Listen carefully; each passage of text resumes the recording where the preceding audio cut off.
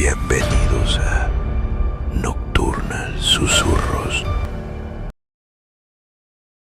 La historia me la contó mi abuela, pero nunca me dijo que era real, hasta que una noche lo vi, y supe que las leyendas no están para contarse, están para advertir. Todo empezó en el pueblo de Tecomizal, un lugar pequeño, escondido entre cerros y neblina.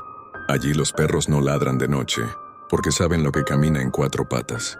No siempre es un animal. Yo fui al pueblo por el funeral de mi tío. Murió destrozado literalmente. La policía dijo que fue un puma. Pero los cortes eran limpios, demasiado limpios. Y su lengua había desaparecido. Mi abuela solo dijo, él lo ofendió. Y el nahual no perdona cuando lo nombran sin respeto.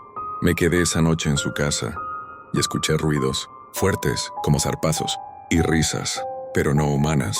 Eran como carcajadas rasgadas, como si un animal intentara reír. Fui al corral con una linterna, y los gallos estaban muertos, destripados pero con algo grabado en la tierra. Una espiral hecha con uñas. Esa noche soñé con una criatura, un hombre cubierto de piel de coyote, con los ojos rojos y la boca enorme, deformada. Sonriendo, me decía mi nombre, y luego desaparecía en humo negro. A la mañana siguiente la abuela ya no estaba. Solo encontré su bastón y huellas que se alejaban a cuatro patas hacia el monte. El curandero del pueblo me lo dijo sin rodeos. Tu sangre ya lo conoce, lo has visto, ya te marcó. El nahual puede cambiar de forma, pero no de intención. Quiere algo de ti, y intenté irme, pero cada camino salía de nuevo al pueblo. Era como si el cerro me encerrara. La última noche, escuché cómo algo subía al techo, luego al patio, luego al interior de la casa. Yo me escondí en el ropero temblando, y vi su sombra pasar. Era un animal, pero no del todo, camuflado entre lo humano, y sonreía con esa maldita boca llena de colmillos torcidos. Abrió la puerta del ropero, me miró, y con voz hueca dijo, ahora tú eliges, hombre o bestia. Desde entonces no recuerdo nada más. Solo sé que hay noches en que despierto desnudo en el monte, con sangre seca en los dedos, y esa misma espiral tallada en mi pecho. Si alguna vez escuchas risas en el monte, no salgas, y nunca digas su nombre en voz alta, porque el nahual no necesita verte para oler tu miedo. Cuando era estudiante, renté un apartamento barato en una zona donde nadie preguntaba nada. Era un edificio viejo, con olor a humedad y pasillos que parecían más largos de lo normal cuando uno caminaba solo, pero el alquiler era barato, y para mí eso bastaba. Vivía en el cuarto 6A. Frente a mi puerta estaba el 6B, siempre cerrado, siempre silencioso. Le pregunté al conserje, un anciano encorvado y con el rostro lleno de manchas, ¿vive alguien ahí? Él solo me dijo, no mires esa puerta por mucho tiempo. Ya ha llamado a otros. Pensé que era una broma, pero con los días, algo comenzó a cambiar. Por las noches escuchaba sonidos débiles desde el 6B, gotas cayendo, como agua, pero espesa. A veces alguien decía mi nombre, primero en susurros, luego con voz grave y temblorosa, como si viniera de una garganta que no recordaba cómo hablar. Una noche recibí un sobre bajo mi puerta, sin remitente, dentro una sola foto. Mi rostro, dormido en mi cama. No podía más. Fui directo con el conserje y lo enfrenté. Me miró fijamente. Tenía lágrimas negras en los ojos. El que abre esa puerta no vuelve solo, me dijo. Esa noche el 6B estaba entreabierto. No sé por qué lo hice. Pero entré. El interior estaba distorsionado. Las paredes respiraban. El aire sabía a óxido y había marcas de uñas en el piso. Cientos, como si alguien hubiera intentado salir arrastrándose. En el centro del cuarto había una silla y una mujer, sentada de espaldas, cabello largo, vestido blanco cubierto de sangre. No se movía. Me acerqué. Cada paso que daba, el pasillo detrás de mí se alargaba. Cuando estuve justo detrás le hablé. ¿Está bien? Ella volteó lentamente. No tenía ojos, solo dos bocas donde deberían estar. Y al abrirlas, gritó. No con voz. Gritó con imágenes. Vi cada muerte que ocurrió allí, cada cuerpo, cada alma tragada por esa puerta. Intenté correr, pero la puerta ya no estaba. La habitación me tragó. Desperté horas después en mi cama. O eso creí. Desde entonces, la puerta del 6B está abierta todas las noches. Y ahora hay alguien nuevo en la silla. Esta vez se parece a mí. Nadie sabe cuántas veces ha cambiado de dueño, solo que siempre reaparece y que jamás refleja la verdad. Todo comenzó en 1934, cuando un artesano obsesionado con el ocultismo llamado Don Horacio Cañizales elaboró un espejo con marco de hierro, forjado y cristal traído de Europa. No era un espejo cualquiera. Lo creó durante un eclipse lunar, mezclando su propia sangre con mercurio fundido. Según él, aquel espejo estaba bendecido para mostrar el verdadero rostro de las personas. Pero lo que nadie sabía es que esa bendición venía de un pacto con una entidad demoníaca conocida como Asmaroth, el espíritu de la traición. Quien se mirara en el espejo vería reflejados no solo sus secretos, sino también sus peores traiciones, amores prohibidos, asesinatos ocultos, odios enterrados. Y lo peor, si alguien lo negaba frente al espejo, el cristal respondía, primero con un crujido, después con sangre. Décadas después, el espejo cayó en manos de un coleccionista llamado Esteban Olmedo, un anticuario de Puebla con fascinación por objetos malditos. Lo compró en una subasta privada sin saber lo que desataba. Esteban colocó el espejo en su estudio. A los pocos días, su esposa Leticia empezó a notar comportamientos extraños en él. Hablaba solo, pasaba horas frente al cristal y escribía cosas ilegibles en libretas que luego quemaba. Una noche, Leticia escuchó un grito desde el estudio. Al llegar, Esteban estaba sangrando de los ojos y murmuraba una frase una y otra vez. Él sabe lo que hice. Él lo vio. Ya viene por mí. En su desesperación, trató de romper el espejo, pero con cada golpe era él mismo quien se cortaba más profundo. El cristal no se quebraba, solo reflejaba su rostro desfigurado y detrás algo. Una figura encapuchada con ojos como carbones encendidos. Esteban fue encontrado muerto al día siguiente, con el cuello roto y en la pared, escrito con su propia sangre. Fui yo quien traicionó. Él me mostró. Desde entonces, el espejo pasó por al menos 4 manos más. Un político corrupto que terminó enloqueciendo y matando a su amante con sus propias manos. Una influencer que murió en vivo durante una transmisión, gritando que su reflejo se movía sin ella. Un sacerdote exorcista que desapareció, mientras intentaba sellarlo con oraciones. Cada nuevo dueño es elegido, no por azar, sino por la deuda que guarda en el alma. Actualmente se dice que el espejo está en una galería privada en Ciudad de México, bajo vigilancia constante. Pero en las noches, cuando no hay nadie, se escucha el sonido de uñas arañando el cristal desde adentro. Dicen que si te paras frente a él no verás tu rostro, sino a la persona que más has traicionado. Y si esa persona está muerta, te reclamará desde el otro lado. En lo más profundo de los cerros de San Jerónimo de la Sierra, un pueblo donde el silencio pesa más que el viento, hay una vereda que ningún habitante se atreve a cruzar después del atardecer. La llaman el Camino de los Ojos. No por lo que se ve, sino por lo que te ve a ti. La historia empieza hace más de 100 años, cuando vivía allí una mujer llamada Berenice Alquín, partera, curandera y bruja, aunque nadie se atrevía a decirlo en voz alta. Era hermosa pero extraña, piel pálida, ojos color ceniza y voz tan suave que hasta los perros la escuchaban con miedo. Decían que hablaba con los muertos y que jamás dormía.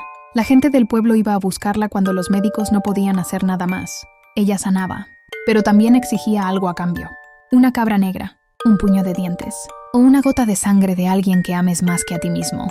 Una noche, una niña del pueblo murió sin razón. La familia culpó a Berenice, diciendo que le había robado el alma por no pagarle completo. La arrastraron al centro del pueblo, la ataron a un árbol de ceiba y la quemaron viva. Pero antes de morir, gritó con un odio que heló la sangre de todos. Yo no moriré.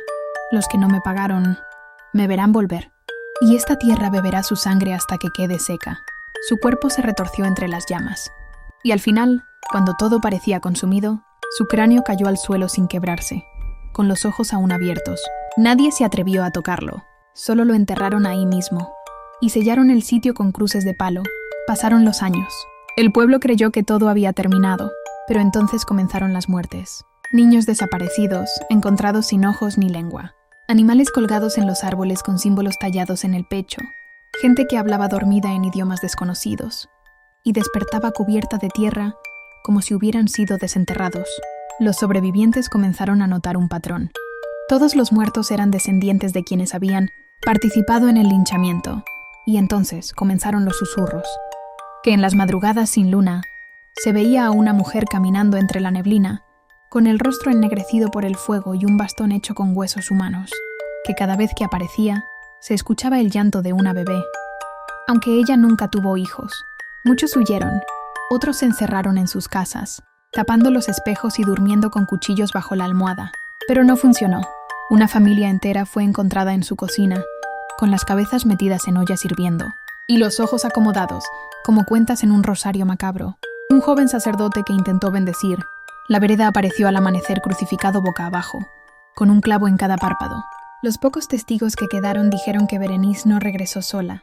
Al morir, su alma se dividió en 3 sombras. Una habita en el árbol donde la quemaron, otra en el pozo seco donde guardaba sus pociones, y la última, en cada útero donde nazca un nuevo hijo de sangre de traidor. Hoy, si visitas San Jerónimo, nadie te dirá nada. Pero si caminas por el camino de los ojos, sentirás que te observan. Y si tienes sangre de alguno de aquellos que la quemaron, ella vendrá por ti, no para matarte de inmediato, sino para hacerte suplicar que te mueras. Muy pocos han oído hablar del Valle Nalgor, un rincón olvidado entre montañas envueltas en niebla perpetua. Un lugar sin señal, sin mapas, sin ley. Nadie llega por error. Y quien entra, no siempre sale, o al menos no entero.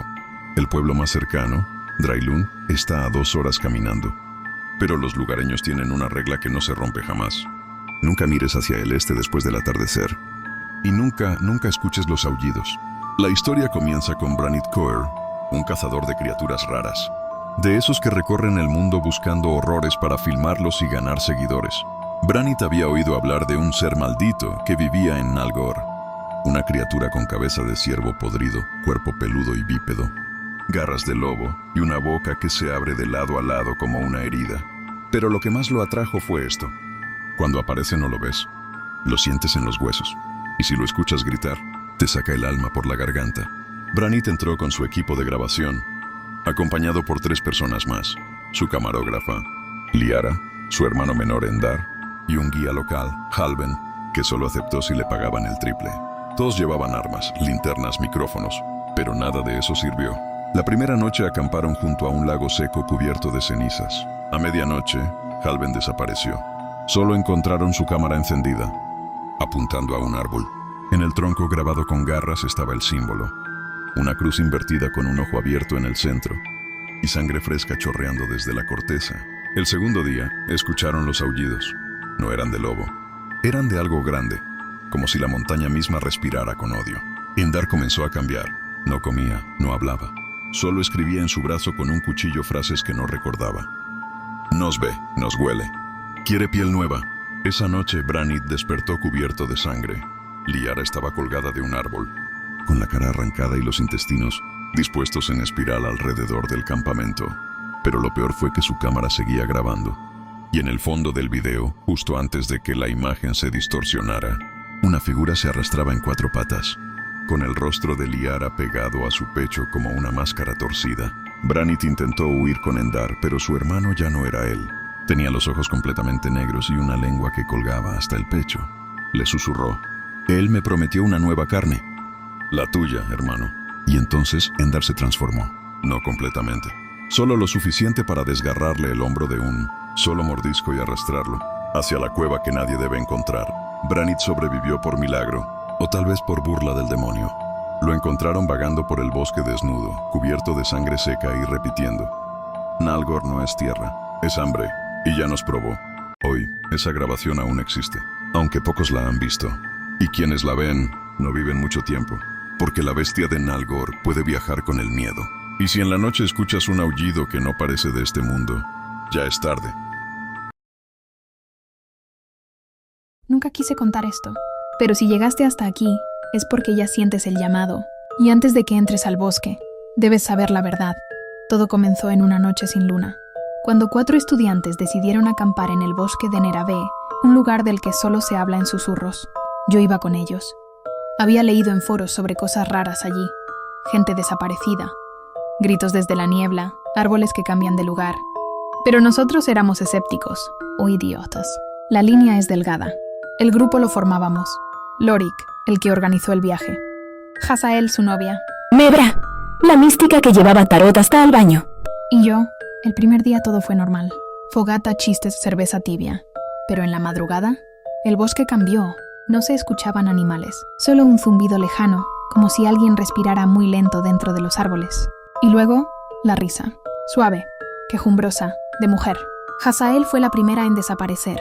Salió a orinar y no volvió. La buscamos durante horas. Gritábamos su nombre, pero el bosque tragaba nuestra voz. Amaneció, y encontramos su ropa colgada en la rama de un roble, doblada, limpia. Y debajo, su piel, extendida como un tapiz. Nadie quiso aceptarlo, pero Mebra lo supo. Ella fue marcada, dijo. El bosque la eligió. Lorik perdió la cabeza. Quiso correr de regreso al sendero, pero los caminos ya no llevaban al mismo lugar.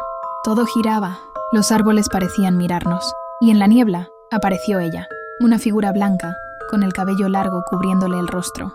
No tenía pies, flotaba apenas sobre el musgo. Nos pidió ayuda, con una voz que no tenía eco. ¿Están perdidos? Sí, respondió Mebra. ¿Usted vive aquí? Vivo, en todos los que ya no regresaron, dijo. Y su sonrisa fue lo último que vimos antes de que Lorik empezara a sangrar por los poros. Sus ojos se derritieron, su boca se cerró como si nunca hubiese existido, y su alma fue succionada, como niebla entrando en la boca de esa cosa. Corrimos, o creímos correr. Mebra intentó invocar protección, dibujó símbolos, prendió incienso, pero la figura apareció detrás de ella sin hacer ruido, y la envolvió con su cabello. Cuando se soltó, Mebra no tenía rostro, solo un hueco negro, que olía a tierra húmeda y carne vieja. Y yo corrí hasta que no pude más. Me escondí en una cueva, lloré, recé. Escuché sus pasos alrededor, y su voz suave, arrulladora. No temas, tú no eres como ellos, tú puedes quedarte conmigo. Y yo lo hice, no por miedo, sino porque ya entendía. Yo era como ella, siempre lo fui, solo necesitaba despertar. Ahora camino al bosque, atraigo a los que entran, les hablo con dulzura, los escucho llorar cuando entienden. Y ahora tú, que llegaste hasta aquí, que seguiste mi historia, ya estás dentro también. Tú pensaste que era una sobreviviente contando su trauma, pero no, era ella, siempre fue ella.